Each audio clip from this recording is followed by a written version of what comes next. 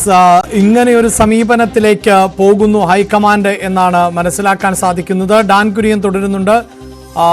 അതായത് സംസ്ഥാന നേതൃത്വത്തെ അല്ലെങ്കിൽ സംസ്ഥാന കോൺഗ്രസിനെയും ദേശീയ രാഷ്ട്രീയത്തിൽ ദേശീയ തലത്തിൽ കോൺഗ്രസിനെയും ഒക്കെ പ്രതിസന്ധിയിലാക്കുന്ന തരത്തിലുള്ള പരാമർശങ്ങൾ, നിലപാടുകൾ, ലേഖനങ്ങൾ ഒക്കെയാണ് ശശി തരൂരിന്റെ ഭാഗത്ത് നിന്ന് ഉണ്ടാകുന്നത്. അത് സൃഷ്ടിക്കുന്ന പ്രതിസന്ധി ഹൈക്കമാൻഡ് തരൂരിനെ ബോധിപ്പിക്കാൻ ആണ് ഇപ്പോൾ വിളിപ്പിച്ചിട്ടുള്ളത് എന്നാണ് മനസ്സിലാക്കാൻ സാധിക്കുന്നത്. ഈ വിഷയത്തിൽ ശശി തരൂരിനെ പറഞ്ഞു ബോധ്യപ്പെടുത്തുക, കാര്യങ്ങൾ വിശദീകരിച്ച് ബോധ്യപ്പെടുത്തുക, ഒപ്പം നിർത്തുക എന്നൊരു സമീപനം ഹൈക്കമാൻഡ് സ്വീകരിക്കുന്നു എന്നുള്ളതാണ് നമുക്ക് ഈ ഘട്ടത്തിൽ അറിയാൻ സാധിക്കുന്നത്. അതിന്റെ അടിസ്ഥാനത്തിലാണ് തരൂരിനെ ഡൽഹിക്ക് വിളിപ്പിച്ചിട്ടുള്ളത് എന്നതാണ് മനസ്സിലാക്കാൻ സാധിക്കുന്നത്. ഇപ്പോൾ ശശി തരൂരുമായുള്ള കൂടിക്കാഴ്ച തുടർന്നുകൊണ്ടേയിരിക്കുകയാണ്. രാഹുൽ ഗാന്ധി ആണ് ശശി തരൂരിനെ ഡൽഹിക്ക് വിളിപ്പിച്ചത്. സോണിയാഗാന്ധി ഈ ചർച്ചയിൽ പങ്കെടുക്കുന്നുണ്ട്.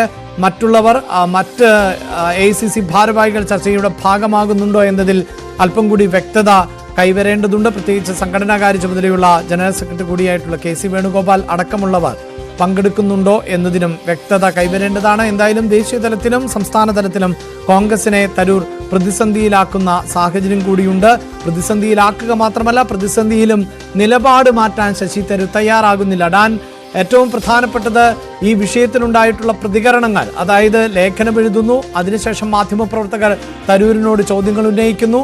ആ ചോദ്യങ്ങൾ ഉന്നയിക്കുമ്പോൾ പോലും തന്നെ നിലപാട് മാറ്റാൻ, തിരുത്തണം എന്ന് സംസ്ഥാന നേതാക്കൾ കൃത്യമായി ആ ഭാഷയിൽ അത് വ്യക്തമാണല്ലോ. അപ്പോൾ പോലും തയ്യാറായില്ല ശശി തരൂർ എന്നതും എടുത്തു പറയേണ്ട സാഹചര്യമാണല്ലോ.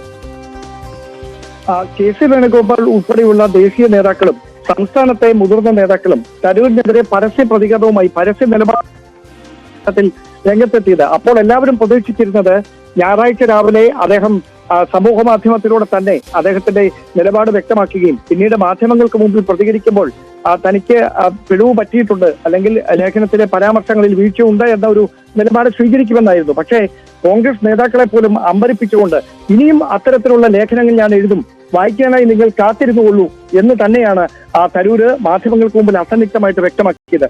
അപ്പോൾ ഒരു കാര്യം ഉറപ്പായിരുന്നു, ഒന്നുകിൽ പുറത്തേക്കൊരു വഴി തുറക്കുകയാണ് തരൂർ, അതല്ല എങ്കിൽ ഒറ്റയ്ക്ക് നിന്നൊരു പോരാട്ടത്തിന് തയ്യാറെടുക്കുകയാണ് എന്ന കാര്യം ഏറെക്കുറെ അപ്പോൾ ഉറപ്പായിരുന്നു.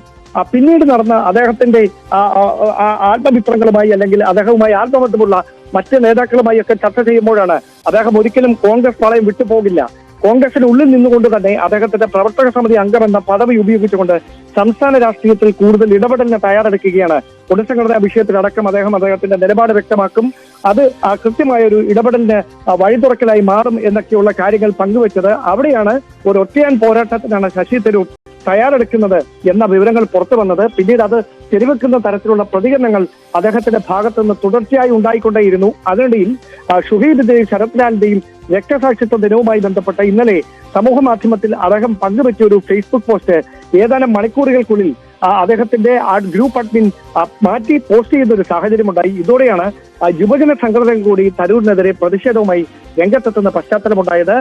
KSU പ്രവർത്തകർ ഇന്നലെ അദ്ദേഹത്തിന്റെ ഓഫീസിന് മുമ്പിൽ കാർഡുകൾ അദ്ദേഹത്തിനെതിരെ പരാമർശങ്ങളുമായി വെക്കുന്ന സാഹചര്യം. ഇന്ന് യൂത്ത് കോൺഗ്രസിന്റെ നേതൃത്വത്തിൽ അദ്ദേഹത്തിന്റെ ഓഫീസിലേക്ക് രാവിലെ 11:30 മാർച്ച് നടത്തിയേക്കുമെന്ന വിവരം വരെ രാവിലെ പുറത്തു വന്നു. അതിനിടയിലാണ് KPCC അധ്യക്ഷൻ തന്നെ നേരിട്ട് KPCC ജനറൽ സെക്രട്ടറിയെ വിളിച്ച് യൂത്ത് കോൺഗ്രസിനോട് ഈ പ്രതിഷേധ മാർച്ചിൽ നിന്ന് പിന്മാറണമെന്ന നിർദ്ദേശം നൽകിയത്. അതായത് അങ്ങനെയൊരു പ്രതിഷേധ മാർച്ച് നടന്നാൽ തരൂരിനെ അനുകൂലിക്കുന്ന KSUവിലെയും യൂത്ത് കോൺഗ്രസിലെയും പ്രവർത്തകർ ഈ മാർച്ചിനെ പ്രതിരോധിക്കുന്നതിന് വേണ്ടി ഓഫീസിന് മുന്നിലെത്തും. അത് പാർട്ടി പ്രവർത്തകർ തമ്മിൽ ചേരി തിരിഞ്ഞ് തിരുവനന്തപുരം നഗരത്തിൽ ഏറ്റുമുട്ടുന്ന തരത്തിലേക്ക് കാര്യങ്ങൾ എത്തിക്കും. അത് പാർട്ടിക്കുണ്ടാക്കുന്ന അപമതിപ്പ് ചെറുതായിരിക്കില്ല എന്ന ബോധ്യത്തിന്റെ അടിസ്ഥാനത്തിലാണ് KPCC നേതൃത്വം തന്നെ ഇടപെട്ട് ഈ പ്രശ്നങ്ങൾ പരിഹരിക്കുന്നതിന് വേണ്ടിയുള്ള ഇടപെടൽ നടത്തിയത്. അതിനിടയിലാണ് രാഹുൽ ഗാന്ധിയുമായി ഇപ്പോൾ നിർണായകമായ സജിത്തിലേക്കും ഡാനിലേക്കും തിരികെ എത്തി ഇപ്പോൾ മുതിർന്ന മാധ്യമ പ്രവർത്തകൻ ശ്രീ A. സജി